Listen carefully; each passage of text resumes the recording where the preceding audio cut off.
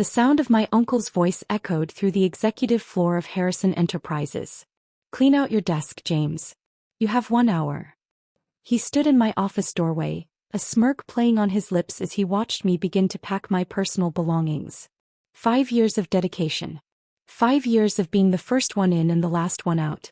5 years of sacrificing weekends, holidays, and relationships to help build my father's company. All ended with a cardboard box and 60 minutes to disappear. "The board's decision is final," Uncle Richard continued, clearly enjoying the moment. "We need someone more aligned with the family's vision." What he meant was they needed someone who wouldn't question their questionable business practices. Someone who wouldn't object to cutting corners on safety regulations or cooking the books to hide losses. I carefully placed my awards into the box. Top Performer 2023. Innovation Leader 2024. Employee of the Year 3 years running. Each plaque a reminder of what real merit meant, not that it mattered anymore. "Your cousin Michael will be taking over your position as operations director," Uncle Richard added, checking his gold Rolex, the one he bought after the suspicious insurance claim on our warehouse fire. "He has the right instincts for business." The right instincts, like knowing when to bribe inspectors or how to hide toxic waste disposal records. The very things I had documented meticulously over the past 2 years, storing evidence in a secure server that none of them knew existed. "Of course," I replied calmly, removing the family photo from my desk. The one taken at last year's company picnic, before I discovered the extent of their corruption. "I'm sure Michael will do an excellent job." My uncle's smile faltered slightly at my lack of reaction. He had expected tears, pleading, maybe even anger. Instead he got calm acceptance.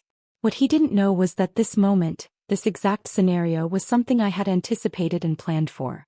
"Don't forget to hand in your building access card," he said, tapping the security badge hanging around my neck. "We wouldn't want any unfortunate incidents." I unpinned the badge and placed it on the desk, suppressing a smile as I thought about the document safely stored in my home safe. The deed to 1100 Harrison Avenue.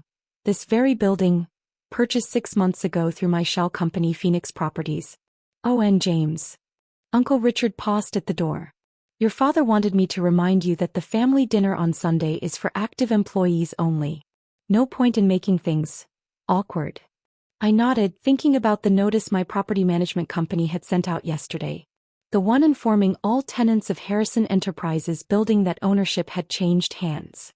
The one scheduling a mandatory rent review meeting for tomorrow morning. As I packed the last of my belongings, my phone buzzed. A message from my lawyer. "Documents ready. Property transfer complete. Proceed as planned." I typed a single-word reply. "Execute." Through my office window, I could see my uncle striding across the parking lot to his reserved space, already on his phone, probably spreading the news of my dismissal. He had no idea that in exactly 24 hours, his world would turn upside down. I picked up my box and took one last look at the office I'd called home for 5 years. The space where I'd discovered their fraudulent practices, where I'd carefully gathered evidence, and where I'd executed the first phase of my plan, buying their building right out from under them. The elevator ride down was quiet. Employees averted their eyes, already aware of my fall from grace. They didn't know that I wasn't falling. I was merely stepping back to watch what I had set in motion. In the lobby, my cousin Michael was waiting with his new nameplate, already eager to claim my office. "Sorry it had to end this way, cousin," he said, not sounding sorry at all. "But hey, maybe you can try something more your speed. I hear the mailroom is hiring." I smiled, thinking about the certified letter that would arrive tomorrow morning. "Good luck with the new position, Michael. I'm sure you'll find it interesting." Outside, the autumn air was crisp with promise. I placed my box in the trunk of my car. Not the newest model, not the flashiest, but paid for with honest money. As I closed the trunk, I caught my reflection in the window. I didn't look like someone who had just lost everything. I looked like someone who was about to win. My phone buzzed again. Another message, this time from the property management company. "Rent review notices delivered to all Harrison Enterprise executives. Meeting scheduled for 9 a.m. tomorrow." I started my car, thinking about tomorrow morning. About Uncle Richard's face when he realizes that his reliable tenant is actually the person they just fired. About Michael's expression when he understands that his new office isn't his to occupy after all. But mostly I thought about justice. Real justice served not with violence or scandal, but with the same quiet calculation they had used to build their corrupt empire. They thought they were firing an employee. Instead, they had just awakened a landlord who had been waiting months for this very moment. Tomorrow would be interesting indeed. I arrived at Harrison Enterprises at precisely 8:45 a.m. the next morning, parking across the street to watch the show unfold. Employees were streaming into the building, coffee cups in hand, blissfully unaware that their workday was about to take an unexpected turn. At 8:55 I spotted Uncle Richard's Mercedes pulling into his reserved space, followed closely by my cousin Michael's BMW. They were probably heading up to the executive meeting room, ready to celebrate their successful coup and plan their next corrupt venture. My phone buzzed. A message from my property management team. All security codes changed as requested. Building access restricted to approved personnel only, effective 9 a.m. I checked my watch. 321. The first signs of confusion appeared at exactly 9 a.m. Security guards were stopping people at the entrance, explaining that their access cards had been deactivated. A crowd began forming in the lobby, growing larger by the minute. Through the glass doors I could see Uncle Richard storming toward the security desk, his face already turning that familiar shade of purple. The security guard was calmly handing him an envelope, the official notice of new ownership and mandatory evacuation. My phone started ringing. Uncle Richard's name flashed on the screen. I declined the call. It rang again. Michael this time. Decline. Then my father. Decline. A text from Michael. What the hell is going on? The building security won't let us in our offices. I stepped out of my car, straightening my suit jacket. Time to make my entrance. The crowd parted as I approached the entrance. Uncle Richard spun around, the evacuation notice crumpled in his fist. You, he snarled, realization dawning on his face. Phoenix Properties. It's you? Good morning, Uncle Richard, I said calmly. I see you've received the notice about the change in building ownership. This is ridiculous, he shouted, waving the paper. You can't just lock us out. We have a lease. I pulled out a thick folder from my briefcase. Surely I can. Section 12. Paragraph 3 of your lease agreement clearly states that any evidence of fraudulent business practices constitutes grounds for immediate termination of tenancy. Michael pushed forward, his new nameplate still clutched in his hand. What evidence? You're just bitter about being fired. Interesting, you should ask about evidence. I opened my laptop, turning it to show them. Would you like to see the documentation of illegal waste disposal? The falsified safety reports? The bribes? I've been quite thorough in my record keeping. The color drained from Uncle Richard's face. You've been planning this? Planning? Well, preparing? Yes. Ever since I discovered how deep the corruption ran. I turned to address the growing crowd of employees. For those of you who aren't involved in the executive team's creative business practices, don't worry. Your jobs are safe. Phoenix Properties will be happy to lease space to legitimate businesses. My father pushed through the crowd, his usual commanding presence somewhat diminished. Son, let's discuss this reasonably. We're family. Family. I laughed, but there was no humor in it. Was it family when you ordered me to falsify safety reports? When you told me to ignore the toxic waste dumping? When you fired me for refusing to be part of your corruption? I handed another envelope to the security guard. Please ensure this reaches the EPA, OSHA, and the Securities Exchange Commission. I'm sure they'll find the contents enlightening. You'll regret this, Uncle Richard threatened, stepping closer. We'll bury you in litigation. Like you buried the evidence of that warehouse fire? I asked quietly. Or the missing pension funds. Please, by all means, let's get the courts involved. I'm sure they'll be very interested in what I've uncovered. Michael, always quick to switch sides when he saw the wind changing, tried a different approach. Come on, cousin. We can work something out. Name your price. Pie price. I looked at him thoughtfully. How about integrity? Honor? Basic human decency? Oh wait, those aren't things you can buy, are they? The crowd of employees had grown larger, many filming the confrontation on their phones. By noon this would be all over social media, but I didn't care.